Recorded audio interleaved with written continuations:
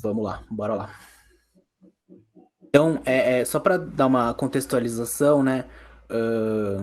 A minha formação foi toda na Unifesp, mas em termos de trajetória, ela foi muito mais ecóloga do que geóloga. Então, acho que essa transição de dar uma perspectiva geológica acabou lembrando essa frase do Suassuna, né, do Auto da Compadecida, que depois que morre todo mundo fica bonzinho, que o Chico fala, né, no Auto da Compadecida.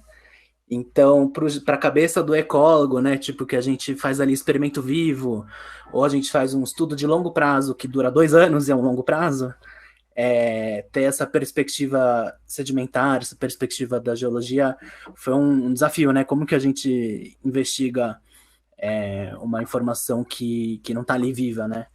Mas enfim, esse foi o grande desafio do trabalho e espero que eu tenha conseguido de alguma forma fazer uma contribuição boa para o avanço nesse sentido. Então, bom, a apresentação ela está organizada como um trabalho tradicional, né? Então, introdução, materiais, métodos, resultados, discussão e a gente vai se dividindo entre essas etapas. Então, acho que a primeira grande questão é essa ruptura, né? Essa divisão. Então, quando a gente fala em recifes de corais, talvez tenha um imaginário coletivo, enfim, que a gente vai pensar naquele recife superficial que fica a 5 metros, numa água super cristalina que vai estar no Caribe, que vai estar na Grande Barreira de Corais. E esses recifes, eles são os recifes típicos. E a gente está falando de recifes que a gente classifica como túrbidos. Inclusive tem essa revisão aí do Zyfer e colaboradores que aborda essa questão dos recifes túrbidos, né? Então, são recifes de corais, mas eles estão expostos naturalmente a condições de turbidez maior e profundidades diferentes também, e eles existem, eles não são... a gente esperaria que precisaria ter essa condição pristina e não é isso que ocorre necessariamente. Os recifes típicos, eles são muito mais estudados que os recifes túrbidos, justamente porque a gente consegue acessar eles mais fácil, e existe uma questão, obviamente, colonialista ali de países ricos, países pobres, tempo de pesquisa entre os países, né? Que é óbvio que vai influenciar isso. Então, enfim, esses pontinhos em roxo são recifes que essa revisão aborda. E daí, por que túrbidos, né? O coral, os recifes de corais, né? Quando ele precisa da luz, ele tem uma associação com as algas, com as zooxantelas, enfim. A gente pensaria ali um paralelo como o que uma planta precisa do que essa simbiose precisaria, né? E é a luz, e ao mesmo tempo que afeta a luz, é a sedimentação. Então, a sedimentação tem esse papel da turbidez, né? De quanto de par, né? De radiação fotossinteticamente ativa esse organismo recebe. E no Brasil, a gente tem uma condição muito interessante que é um sistema de bacias sedimentares super extenso e complexo. Então, o mais óbvio, né, é ali a Foz do Amazonas, que tem uma super influência e que gera uma pluma de sedimento. O Rio São Francisco, a bacia do São Francisco, né? Mas aqui para o Sudeste a gente tem a ressurgência do Cabo Frio, que também traz aí uma suspensão do sedimento. E mais para o Sul, que na verdade está dentro da bacia do Paraná, mas ela acaba indo lá pro Prata, né? Que também a Bacia do Prata tem uma grande influência de aporte sedimentar para a costa. E esse aporte sedimentar ele está muito relacionado com a chuva também. As chuvas elas seguem padrões a nível clima, né? Que são marcados de acontecer mais ou menos, dependendo do momento, da posição de células ali climáticas. Mas isso fica para outro dia. E daí o dano, além de prejudicar a fotossíntese desses corais em simbiose com microalgas, são as zooxantelas, também existe um dano biológico. Então, existe um esforço metabólico do coral. O coral é um animal, né? Então, ele vai estar literalmente cuspindo esse sedimento que fica preso nele, então causa um dano biológico, um esforço metabólico que vai variar principalmente dependendo do formato dele. Essa foto aqui ela é bem legal, porque isso que parece ser uma alga um coral que tem esse formato mais foliar, laminar. E tá cheio de sedimento. Enquanto que esse coral de cima, ele é extremamente articulado e tem menos. Então o formato e a física, né, também vai ter um papel importante no sucesso ali, no quanto que esse coral vai conseguir estar adaptado para isso. E a gente, como humanidade, tem uma relação muito importante com os recifes de corais, né? Então, tanto do ponto de vista de colonização de novos ambientes, né? Tem aquela hipótese que do Pacífico, né? Que vieram através de pequenas ilhas até a colonização da África. Quanto questões culturais e o que a gente chama de serviços ecossistêmicos, né? Que, na verdade, a gente pensa serviços como se fosse para os seres humanos, mas os serviços ecossistêmicos são serviços que não são só utilitaristas.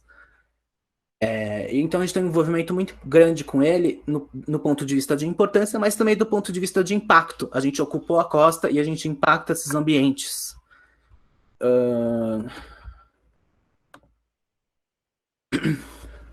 Daí, enfim, isso daí é só uma lista e essa foto é uma foto de noite, né, para mostrar a ocupação no Brasil. Então, desmatamento, matéria orgânica, lançamento de fármacos e fármacos lícitos e ilícitos, né, que são lançados no mar, rejeitos industriais, defaunação e esses processos globais que a gente não afeta localmente, que a gente não causou localmente, mas a gente acelerou da forma como a gente tem ocupado a Terra, né, desde que a Revolução Industrial tomou proporções planetárias, né, que é 1860 para frente, que é o aquecimento global e a acidificação oceânica. Passando o slide? Tá, né? Então, nesse sentido, a gente tem um tipo de recife que é muito pouco estudado em comparação com os recifes clássicos, típicos. A gente tem uma questão de poluição, de preocupação, né, do que vai acontecer com o futuro, mas a gente não entende nem o funcionamento natural desses recifes direito. Então, é extremamente importante uma investigação que se propõe a entender como esses recifes túrbidos se comportam em contextos de mudanças climáticas. E daí, para esse trabalho, a gente vai propor o Recife da Queimada Grande como modelo para isso. Então, essa foto aqui é um perfil da queimada, desse Recife da Queimada, que para quem não conhece eu vou explicar um pouco melhor mais para frente, mas se vocês, enfim, conseguem ver direito, existe uma estrutura tubular ali desses corais, né? Então eles têm esse formato tubular para cima, e esse cliquezinho do mouse aqui é um recorte de um testemunho que foi retirado, que fez parte do mestrado, mas que foi usado no paper de abril, Pereira Filho e colaboradores, que a gente fez esse recorte, foram coletados 3 testemunhos, né? Então dá para ver aqui que tem essa estrutura tubular, que ela ficou intacta, e essa armadilha, né, armadilha física, meio que foi acumulando e gerando, servindo de barreira física para que o sedimento fosse ali depositado. Depositado. Isso. Então, né, como que a gente estuda como as mudanças climáticas afetaram, né? Quais que são padrões que explicam, enfim, processos? Quais são fatores limitantes para esses recifes túrbidos? E daí o Recife da Queimada Grande, ele é interessante porque, como eu falei, ele é um recife túrbido, então ele está exposto ali a um cenário de alta sedimentação naturalmente antes dos impactos humanos, e mais agora, né, com impactos humanos, mas enfim. Ele está numa posição de alta latitude, ele é o recife de corais mais ao sul do Atlântico, ele está numa latitude 24 sul.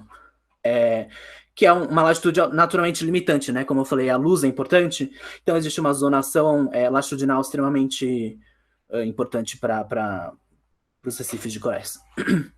E a gente vai acessar isso através de evidências indiretas, né? Em inglês eles falam proxies, que são indicadores ambientais. E o Recife da Queimada Grande, ele passou por transições durante o Holoceno médio e tardio. Então, para quem não fala geologuês, está falando de uma escala aí de 6 mil anos até o presente, mais ou menos. Antes do presente, desculpa. Então, como a gente tem essa acumulação sedimentar, essa acumulação de sedimento nessa estrutura do Recife, a gente lançou mão dessa inovação que é tentar trazer essa interpretação ambiental, climática, usando a luminescência oticamente estimulada, que é a LOI. Então tem duas. A LOI, basicamente, mega resumo, é a luz emitida por um material para a gente, né, procedimento, dividido pela radiação recebida que ela tem. E daí isso pode ser usado para datação, então eu entendo quando que essa propriedade, quando que esse material recebeu luz pela última vez, que para sedimento a gente interpreta como idade de deposição.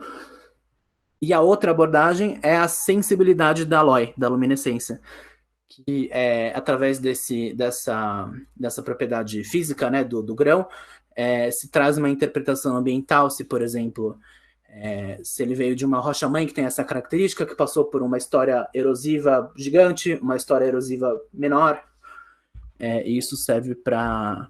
tem sido usado para o que a gente fala de proveniência do sedimento. Então, né, enfim, já foi usado para evolução de ambientes costeiros, dunas, ilhas barreira, para precipitação no Nordeste brasileiro, através de sedimentos, testamento sedimentar, né, da plataforma continental, mas ainda não foi feito, enfim, mais vai ser feito nesse trabalho para sedimentos rasos costeiros, e dentro de um recife, né, não fora, não testamento de sedimento puro. E é esse trabalho que a gente tentou, enfim, tentou não, que fizemos nessa dissertação e nesse trabalho de 2 anos. Então, para entender o funcionamento desses recifes, né, a grande pergunta é o que explica a história do desenvolvimento desse recife da Queimada Grande, mas em especial, o que aconteceu enquanto o recife não estava crescendo. Então, o hiato de acreção do recife da Queimada Grande, a gente vai explorar o potencial de características do sedimento e do coral para interpretação ambiental, paleoceanográfica, enfim, desse Recife túrbido da Queimada Grande que a gente está usando como modelo. Bom, indo para materiais e métodos. Para quem nunca viu o Recife da Queimada Grande, ou enfim, nunca veio também para a costa de São Paulo, eu falei que ele fica 24 sul, né? Mas ele tá mais ou menos a 35 quilômetros da costa de Peruíbe. Se vocês... Dá para ver esse pontinho aqui, mas eu acho que ele não ajuda muito, né? Dentro da celulinha menor que tem o Brasil. Mas é uma região já subtropical. Ele é regido regionalmente ali, né? O que influencia é a água central do Atlântico Sul, que varia ali de 18 a 29 graus centígrados. E existe uma termoclina no verão, que ela sobe ali para uma isóbata de 8 a 20 metros e gera um gradiente negativo, né? Uma diferença de temperatura de até 7 graus de variação. E no inverno ela desce para mais ou menos 50 metros. Então ela para de ter tanta influência rasa. E para o Gustavo ecólogo, é um ambiente legal porque ele tem uma sobreposição de 3 sistemas bentônicos, né? Que é a área que é da minha formação. Então, a gente tem, nesse mapa em rosa, a gente tem um banco de rodolitos, na faixa amarela, um recife de corais, e essa zona rachurada ao redor dessa ilha é um costão rochoso. Então, são 3 ecossistemas que são importantes, interessantes do ponto de vista de biodiversidade. Então essa foto é um outro perfil desse Recife. Acho que dá para ver talvez um pouquinho melhor quando eu falo de estrutura tubular. A gente tem aqui esses dedos, não sei, é, é, é, que estruturam, né, o Recife. Mas hoje, que na verdade esse estudo foi feito, que tem sido feito no decorrer do tempo, né? E essa apresentação é um trabalho a mais em cima disso. A gente sabe que é uma estrutura que está senescente, desse Recife. Então, o coral, hoje, ele tem corais cérebros e madraces vivos na superfície, mas na história evolutiva do Recife, a gente só tem madraces decactis como estruturador da matriz recifal. O coral cérebro não aparece, e daí isso, enfim, tem várias questões que a gente atribui por causa disso. E esse crescimento, eu falei que ele foi descontínuo, né? Que aquele Recife passou por transições. Então, ele cresceu em duas fases durante o Holoceno Médio e Tardio. E eu vou quebrar essas fases no próximo slide. Então, aqui de novo, né? Esse perfilzinho com o sedimento percorrendo aqui o testemunho. E as fases, em inglês, né, a gente chamou de RAP1, que é o Rapid Accretion Phase 1, que foi um crescimento inicial até 5.500 anos antes do presente. Depois teve um hiato, uma descontinuidade que durou bastante tempo, de 5.500 a mais ou menos 2.500 anos antes do presente. A gente está aproximando para facilitar, né? Depois teve RAP2, que foi a segunda fase. Foi essa retomada mais ou menos entre 2.600 a 2.400 anos antes do presente. E desde 2.300 para frente, a gente tem ausência de evidência de que do crescimento do Recife. Então, ele não está em acreção positiva desde esse tempo.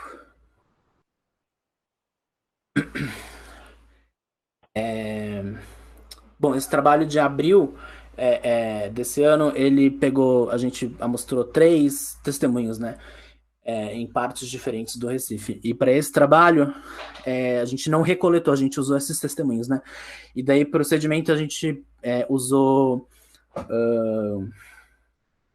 as amostras ali do Recife proximal, que é uma porção que estaria ali proximal no sentido de estar perto da ilha e longe da costa, né? No sentido de ter mais proteção a impacto de onda, e daí estaria mais preservado, intacto para a gente poder trabalhar, analisando o sedimento, e também os esqueletos dos corais que ficaram ali crescendo, né? Como é carbonático, ele fica ali intacto, né? A não ser que tenha erosão e tal, mas ele ficaria intacto. Então, para o sedimento, a gente fez 3 amostras de datação. Vou explicar por quê. Então, a cada 30 centímetros. E depois disso, as outras análises foram feitas de 4 em 4 centímetros do topo do testemunho até o final. O testemunho tinha 1,50 m, mais ou menos. E os esqueletos a cada 4 centímetros.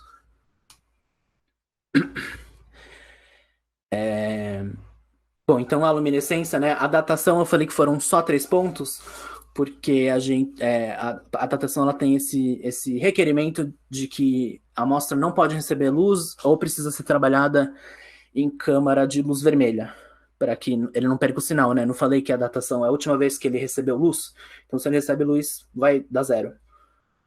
Vai dar idade 0, né? Então foi uma análise exploratória, na verdade, daqueles testemunhos, porque ninguém tinha trabalhado naquele Recife, amostrado aquele Recife antes. A gente pegou 3 e a cada 30 centímetros, né? E daí teve um processo de concentração de quartzo do sedimento, tudo em câmara vermelha para retornar as idades.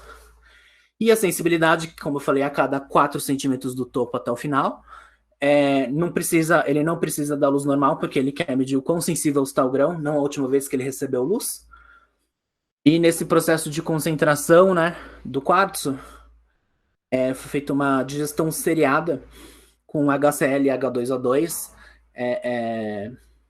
daí, ou seja, a gente elimina carbonato e matéria orgânica, né? E a gente usou o teor de matéria orgânica para esse trabalho também. E daí, enfim, carbonato na verdade, outras informações foram para esse paper de abril. E daí, como foram 3 datações, e pensando, dado nessa essa inovação e os requisitos para datação lá, a gente manteve as 3 e usou um recurso de interpolação. Então, as 3 amostras, aqui no eixo X a gente tem a idade, então aqui é 0 até uns 5 mil, aqui até 6 mil, né? Mas enfim. E daí no Y a gente tem a distância do topo, né? Então, cada pontinho preto foi a datação e ele tem o erro associado à datação. Então, a interpolação é basicamente a gente pegou os pontos então, que estavam entre esses 30 centímetros entre cada intervalo, que é separado de 4 em 4, né? E fez uma equação da reta. Então, a gente pegou, assumiu que daqui até aqui foi linear, que foi um recurso, né? Não quer dizer que foi linear. E também do primeiro intervalo e do segundo intervalo. E daí, normalmente se usa taxa de sedimentação também para explicar, mas a gente teve 2 taxas de sedimentação, não contribuiu muito para explicar alguma coisa. E por fim, como eu disse, tem as estruturas coralinas, né, que serviram ali de barreira física para que que o sedimento pudesse se acumular. A gente usou a densitometria de coral para acessar essas bandas de crescimento anual que os corais fazem. Diferente de corais massivos, né, diferente de trabalhos mais tradicionais com densitometria de coral, o Madrasses ele é extremamente pequeno, ele é fininho. Então, se fosse um coral maior, daria para fazer uma lâmina, que nem se faz na geologia, lá você leva na serra, prepara.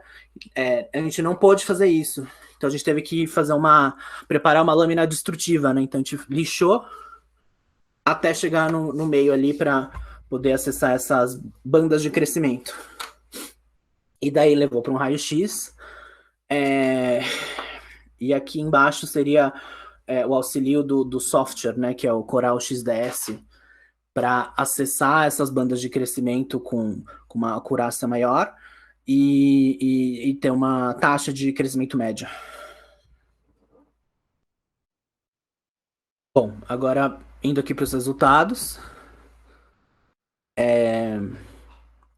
Para o trabalho, né, eu fiz um graficão, com um monte de coisa. Mas para os resultados a gente botei essas setinhas para indicar que a gente vai falar de A, B e C, né? Que é a sensibilidade LOI, a matéria orgânica e a extensão linear do coral. Extensão linear anual média do coral. Essas faixinhas, elas têm, em vermelho, né? Elas têm elas têm 1000 anos de idade para ajudar a localizar, né? Então, coisas que aconteceram na faixa ali do primeiro wrap, da primeira fase de acreção, ali na direita, e a esquerda, entre 6.500, né? E a esquerda, entre 3.000 e 2.000 anos antes do presente, a segunda fase de acreção. Então, tá um pouco ruim de ver na tela, para quem está assistindo e não leu a dissertação. Em X ali em cima, a gente tem um eixo à esquerda 0 e à direita é o passado, né? Então, por isso que está invertido, assim. E ele vai até mais ou menos 6.000 anos. E daí agora a gente vai dar os focos em cada sessão. Então, de mais antigo para mais recente, né? Então, esse primeiro destaque, a gente tem uma variabilidade da sensibilidade, uma variação, né, de sensibilidade, e não tem uma consonância com a matéria orgânica, que é o A é a sensibilidade e o B é a matéria orgânica. Mas o legal é que a partir disso tem uma zona de máximo e mínimo, E a matéria orgânica e a luminescência começam a, de certa forma, a concordar. Não exatamente, mas elas começam a concordar, que é essa zona separada aí. Mas, enfim, a partir de 2.700 a 2.500 anos, a sensibilidade atinge um máximo do gráfico inteiro e atinge um mínimo absoluto também, que a matéria orgânica ela acompanha de certa forma. Não é máximo e mínimo, é um máximo absoluto, mas não é um mínimo absoluto, né? E essa transição de máximo para mínimo entre os dois acontece exatamente na transição do hiato para a retomada do crescimento.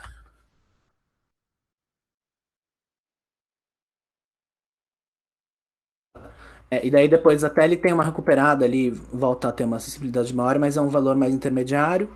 E a matéria orgânica tem um pico também, mas daí a gente não tem mais tanto dado. E esse gráfico a gente pegou corais também que foram dos outros testemunhos que também foram coletados, para poder fazer essa comparação entre zonas. Então, a taxa de crescimento anual desses corais, ela variou sim, mas a variação não foi explicada nem pela fase de acreção, então pelo primeiro ciclo, primeira fase, segunda fase, não é explicada por isso, e nem entre as zonas do Recife. Então, nem a porção próxima, proximal do Recife, nem a porção média, nem a porção distal explicou a variação de crescimento. Então, a gente pode dizer que o crescimento de madraças nesse ambiente não foi afetado nem pelas fases de acreção e nem pela zona do Recife. E dá um resuminho, de 4.500 a 3.500 anos atrás, uma alta instabilidade e variabilidade sedimentar sem essa consonância da matéria orgânica com a sensibilidade. Depois a gente teve um encontro, começou ali então a concordância, então um aumento e queda súbita da sensibilidade e a matéria orgânica, e daí eles começaram a se encontrar até 2.300 anos, e depois disso teve uma estabilidade, uma certa estabilidade. Os corais, né, ele teve uma taxa de crescimento médio linear de 0,75 centímetros por ano, e daí um erro padrão de 0,25, então de meio a 1 centímetro por ano. E, enfim, nem a zona recifal, nem o RAP explicaram a variação de crescimento. Então, indo para a discussão, a gente vai falar de novo desses três indicadores dos resultados e também adicionar para a contribuição uma comparação com esse D e o E, que o D é um indicador que mostra a variação por isótopos, né? Da posição da Confluência Brasil-Malvinas, que eu vou explicar por que ele é importante. E E é a frequência de El Ninhos, que El Ninho é um tema, uma palavra e um fator polêmico aí para atribuir para o Atlântico Sul, mas a gente vai tomar cuidado aqui com quem a gente vai falar. Eu vou falar, né?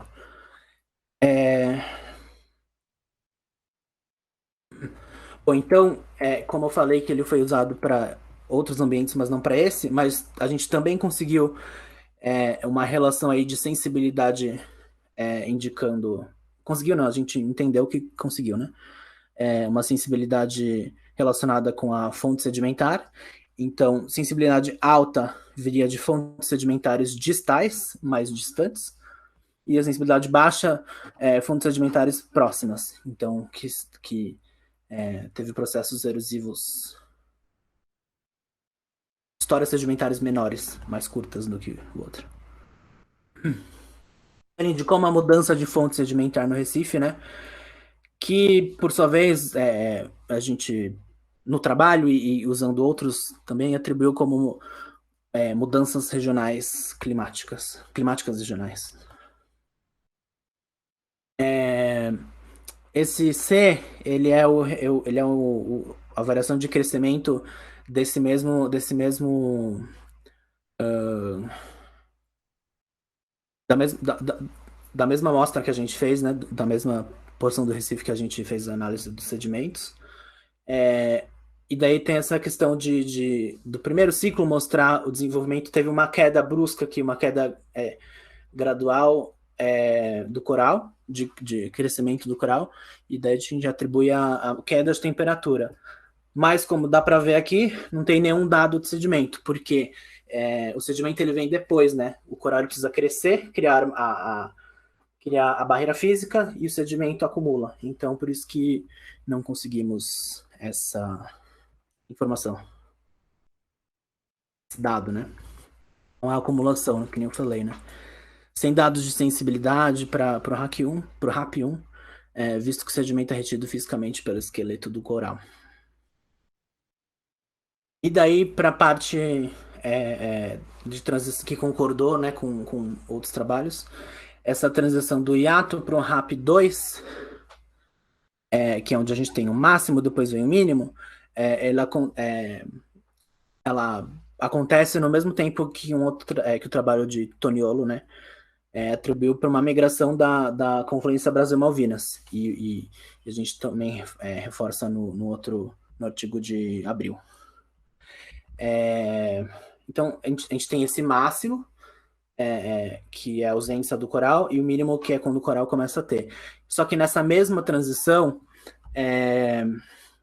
no setor ali extremo sul de Santa Catarina, a gente tem o mesmo padrão de presença e ausência acontece com vermitídeos, a presença de vermitídeos, que são organismos que se usa para analisar a variação de nível do mar, nível relativo do mar.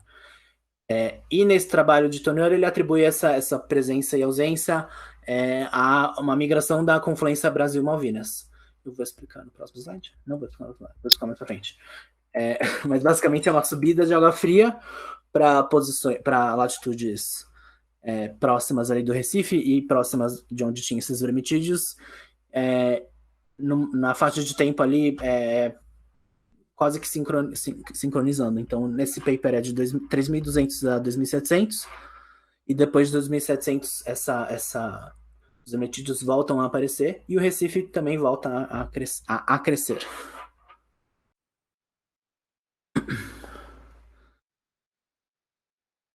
Posição RAC 2, grande variabilidade de sensibilidade, atribuída a mudanças de posição. Tá.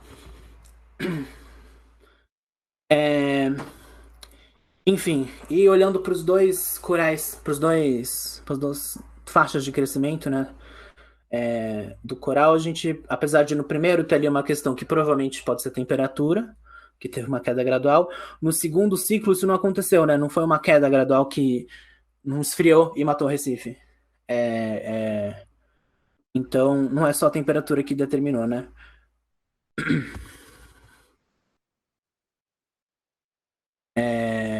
E daí, enfim, essa taxa de mais ou menos 1 centímetro por ano, ela é próxima do que a gente encontra hoje, em que o Recife não está crescendo. Então, por que que hoje não acresce, antes acrescia e tem a mesma faixa, a mesma desempenho? Porque esse coral madrastes, ele não hiperperforma, né? Ele não tem uma questão oportunista, ele cresce mega e depois compensa. Ele tem um crescimento ali tolerante, mas não hiperperformático, né? E daí a gente atribui como se fosse um estado ali binário quase, né? Então ele performa ou ele não performa. Faz sentido, né? Porque a gente falou que é um estado de alta turbidez, alta latitude. Agora sim chegou a figurinha para explicar a confluência.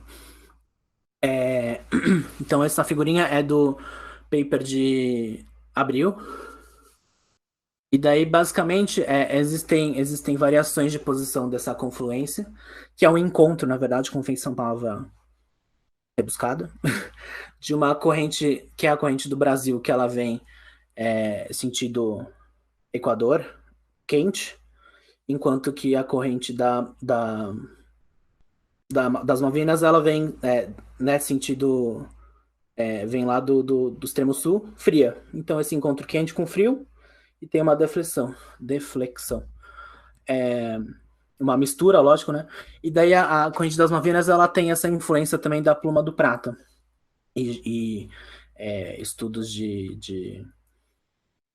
da pla- olhando para testamento de sedimento na plataforma continental, viu que próximo da latitude do Recife também já foi encontrada evidências de influência isotópica da Conferência Brasil-Malvinas.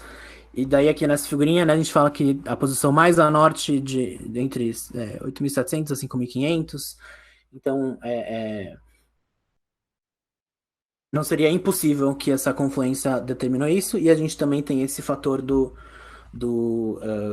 Toniolo, que tem os marcadores ali dos vermitídeos. Então, três coisas, né? É o encontro de duas correntes superficiais e uma deflexão. Essa posição ela variou historicamente, ela varia sazonalmente verão e inverno, mas ela variou mais no tempo geológico. E daí, enfim, a gente atribui também essa questão o pico da sensibilidade, né, que foi quando a matéria alta, a sensibilidade foi mais alta, também tem um pico de matéria orgânica e a gente faz sentido que a matéria orgânica tenha vindo dessa confluência de talvez de fontes, da fonte que faz mais sentido em termos de grandeza, que é a pluma do Rio Prata, da Bacia do Prata, né? Que daí possuiria essa sensibilidade mais alta. Nesse artigo de abril, também foi feita uma datação nesse pico da matéria orgânica e deu uma diferença da luminescência de mais ou menos 1.200 anos. Então, pelo menos tem um transporte longo aí de 1.200 anos que aconteceu entre a formação dessa matéria orgânica, não, a morte da matéria orgânica e o soterramento dela até o Recife.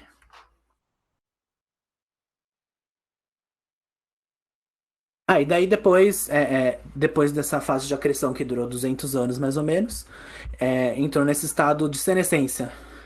Então é interessante que esse marcador ali aconteceu aumento significativo ali da quantidade, da frequência, né, de El Niños. Então, como eu falei, não foi uma mudança de temperatura, foi uma questão de instabilidade climática. E tá no gráfico aqui. E o El Niño, ele é um dos. Não quer dizer que ele foi o ator, né?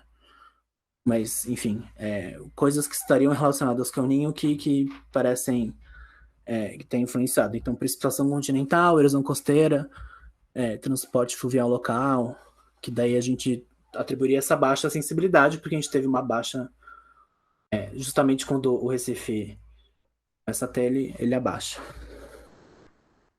que mais? E daí o Recife ele tá ali próximo da Escarpa do Mar, da Serra do Mar, né?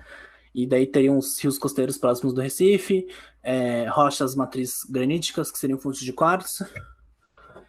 Que nem eu falei, tem a baixa matéria orgânica e faria sentido por causa da chuva, né? E daí, enfim, tem essa questão da instabilidade climática que também foi marcada nesse trabalho a partir de 2.000 anos. Para lugares próximos do Recife, né? Então, para a primeira fase de acreção, basicamente, tem a questão da temperatura, provavelmente foi uma queda gradual de crescimento coralino, e a precipitação, ou enfim, fatores que estejam relacionados à precipitação com a senescência atual.